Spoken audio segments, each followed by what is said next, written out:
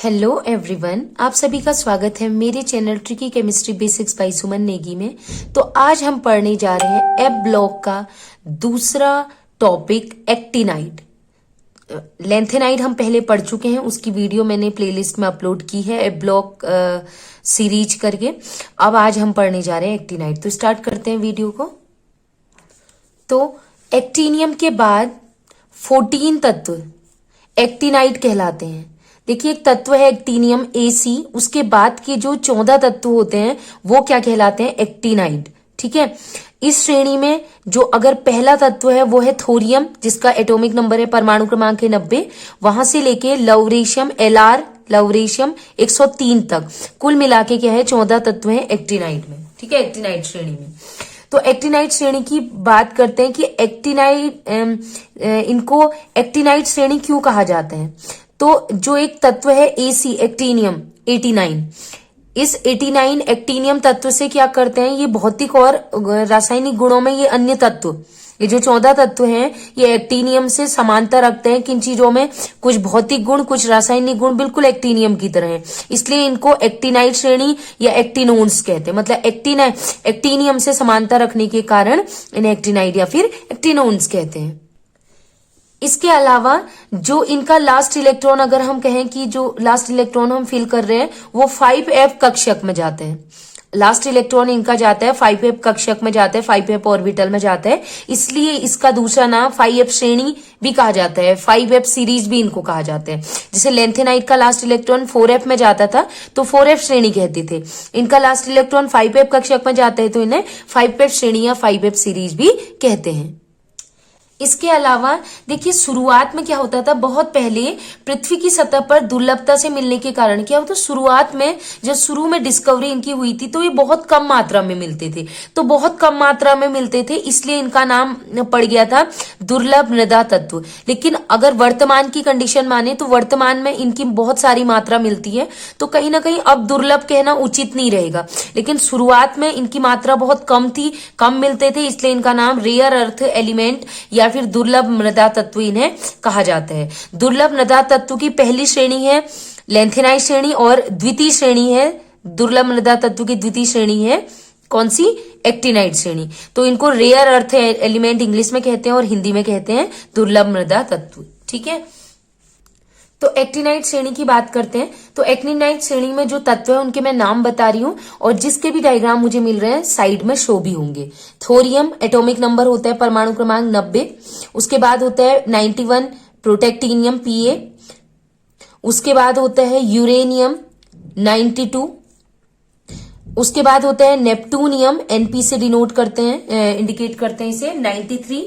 फिर उसके बाद होता है Pu प्लूटोनियम एटॉमिक नंबर है 94, उसके बाद होता है एमेरिशियम परमाणु क्रमांक है 95, उसके बाद है क्यूरियम Cm 96, फिर है बर्केलियम Bk 97, फिर है कैलिफोर्नियम CF 98, उसके बाद है einsteinium 99 ES, fermium 100 FM, MD मेंडेलिवियम 101, NO nobelium 102 और LR 103 लवरेशियम। अब हम पढ़ेंगे एक्टिनाइड तत्वों की कुछ विशेषताएं। तो पहली विशेषता की बात करूं, भौतिक अवस्था किस रूप में मिलते हैं। तो जितने भी एक्टिनाइड हैं वो क्या होते हैं, बिल्कुल सफेद चांदी जैसे होते हैं, चमकदार एकदम। ठीक है, ब्राइट होते हैं, व्हाइट, बिल्कुल सिल्वर की तरह, चांदी की तरह होते हैं। और ये सभी के सभी क्या है, धातुएं हैं। ये क्षार की उपस्थिति, ये जो धातु है ये जब क्षार होता है, क्षार की उपस्थिति में, बेस की उपस्थिति में, ठीक है, ये काले हो जाते हैं। मतलब क्षार से अभिक्रिया करके इनकी सतह कैसी हो जाती है, काली हो जाती है।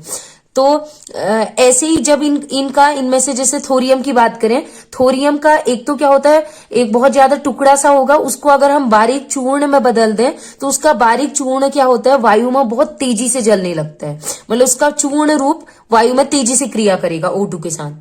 इसके अलावा ये आपको पॉइंट ये अच्छे से ध्यान में रखना है, स्टार्टिंग का थोरियम 90, प्रोटेक्टिनियम 91, यूरेनियम 92, नेपटूनियम 93 और प्लूटोनियम 94।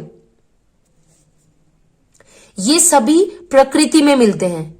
ठीक है, पृथ्वी के अंदर से हमें मिलेंगे, प्राकृतिक रूप से होते हैं, तो हम ये कहोगे ये नेचुरल एलिमेंट है।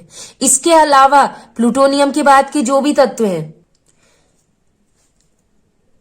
एमरीशियम 95 से लेके लवरेशियम 103 तक के जितने भी तत्व हैं, वो सभी तत्व प्राकृतिक रूप से नहीं मिलते, तो इन्हें लेबोरेटरी में कृत्रिम रूप से बनाया जाता है। यही जो तत्व दिख रहे हैं, इनमें सबसे ज्यादा यूरेनियम, इनमें न्यूट्रॉन की, अल्फा कणों की, इनकी बमबारी करके अन्य तत्व बनेंगे।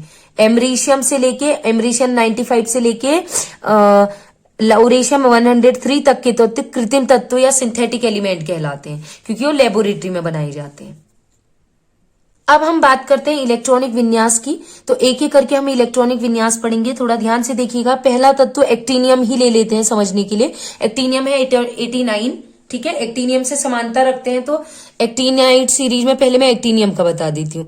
तो एक्टिनाइड में एक्टिनियम से का इलेक्ट्रॉनिक विन्यास करना है, तो 89 से पहले आने वाला रेडियो एक्टिव तत्व कौन सा है?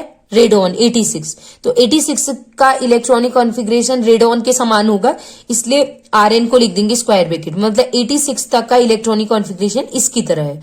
उसके बाद बचा कितना? 86 के बाद 87, 88, 89। अब 3 इलेक्ट्रॉन और फिल करने हैं, तो 3 इलेक्ट्रॉन है। आपको पता है कि इसकी कंडीशन क्या होती है। एक्टिनाइड में जो इलेक्ट्रॉन एंटर करता है, ध्यान से देखिएगा, डायग्राम में शो कर रही हूं। सबसे बाहर क्या होगा? 7 सीरीज होती है, 7s, फिर उसके अंदर होता है 6d, उसके अंदर होता है 5।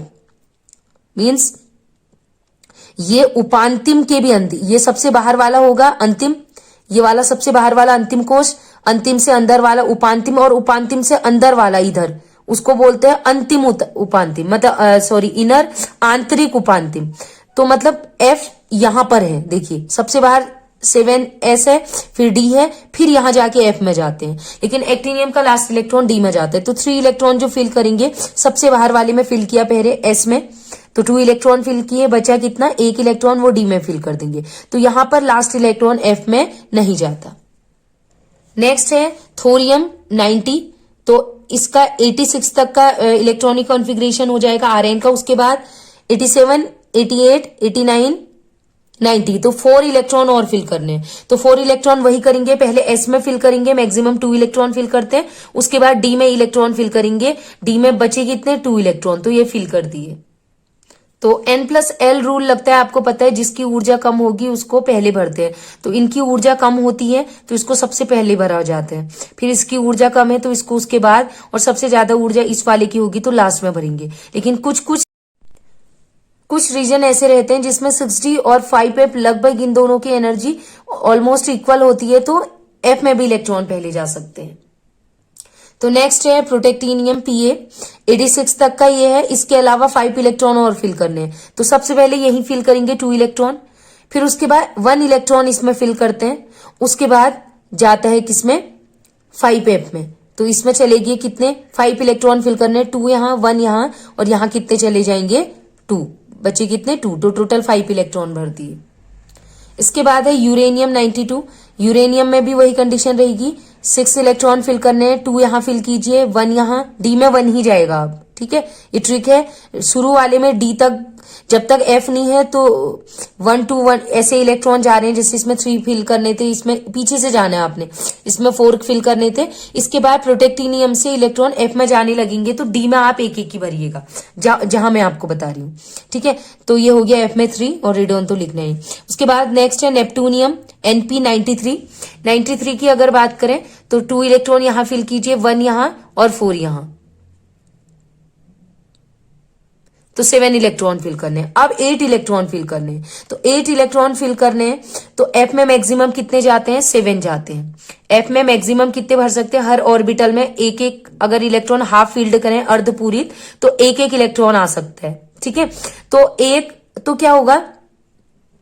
अब आपको पता है कि F में मैक्सिमम 7 आ सकते हैं, तो D का जैसे हमने फिल किया, 2 यहाँ, 1 यहाँ और 5 यहाँ आने चाहिए, तो उसका एक इलेक्ट्रॉन जंप करके यहाँ चला गया, क्योंकि वो चाह रहे हैं कि F जल्दी से जल्दी सारे F के एक एक ऑर्बिटल में एक एक इलेक्ट्रॉन आ जाए, तो ये हो गया D, यहाँ 0 हो जाएगा, ठीक है। उसके बाद नेक्स्ट डायग्राम में फिर वही रहेगा कि कुछ भी करके एफ में 7 इलेक्ट्रॉन हमने करने हैं, तो डी में ना रह के इलेक्ट्रॉन एफ में जाने लग जाएंगे।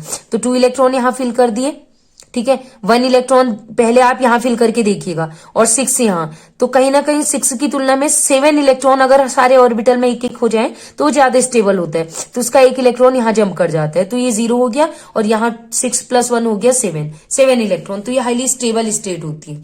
जब एफ के सभी ऑर्बिटल्स में एक एक इलेक्ट्रॉन हो, मतलब वो आधा भरा हुआ हो एग्जैक्ट, तो ये होती है हाईली स्टेबल। तो एम्ब्रिशियन हाईली स्टेबल है। नेक्स्ट है क्यूरियम 96। उसके बाद एफ में मैक्सिमम स्टेबिलिटी तक पहुंच गए हैं, तो अब इलेक्ट्रॉन आप डी में आपने भर लिया है, तो चलेगा ये भी, ठीक है। उसके बाद नेक्स्ट है बर्केलियम 97। फिर आपको ध्यान रखना है, देखिए डी में किस किस में 1 है ये ध्यान रखना है। उसके बाद किस में 0 है। फिर एक क्यूरियम है जिसमें डी में 1 इलेक्ट्रॉन जाता है, अब सभी में 0 जाएगा, देखिएगा डी में भरना ही नहीं आपने। 7 में 2 इलेक्ट्रॉन फिल किए और बचे कितने 9 इलेक्ट्रॉन, वो एफ में फिल कर दिए। नेक्स्ट वाले में भी यही रहेगा, 7 में 2 इलेक्ट्रॉन फिल करेंगे, बचे कितने 10 इलेक्ट्रॉन, वो एफ में फिल करेंगे। ऐसे ही नेक्स्ट है आइंस्टीनियम 99, 2 इलेक्ट्रॉन यहां फिल करेंगे और 11 इलेक्ट्रॉन यहां डी में नहीं जाने। इसके अलावा नेक्स्ट है 100 फर्मियम FM, इसमें 2 इलेक्ट्रॉन यहां, रिमेनिंग 12 इलेक्ट्रॉन यहां फिल करेंगे। नेक्स्ट है मेंडेलिवियम 101, 2 यहां और 13 यहां, बढ़ते जा रहे हैं देखिए। उसके बाद नोवेलियम है, नोवेलियम में होता है 2 यहां और 14 यहां, ठीक है। अब एफ में मैक्सिमम 14 इलेक्ट्रॉन भर सकते हैं, पूरा भर चुका है। अब एफ में बिल्कुल भी जगह नहीं बची, कोई भी ऑर्बिटल खाली नहीं है। तो जब ये पूरा भर चुका है, अब जो एक इलेक्ट्रॉन और भरना है 103, वो डी में चला जाएगा, ठीक है। तो हमने ये कर लिया है, बस ध्यान रखना है। एक्टीनियम और थोरियम, थोरियम जो है उसमें इलेक्ट्रॉन डी में तक ही पहुंचाने। उसके बाद जो पीए आएगा, पीए यूरेनियम और गैडोलिनियम, सॉरी पीए प्रोटेक्टिनियम, यूरेनियम और नेपटूनियम, ठीक है। यहां तक आपने इलेक्ट्रॉन डी में पहुंचाने। उसके बाद वाले में 0 आ जाएगा और एक क्यूरियम होगा जिसमें 1 जाएगा, बाकी सब में 0 आएगा। बस ऐसे याद कर लीजिए, आपके सारे क्वेश्चन हो जाएंगे सॉल्व, ठीक है।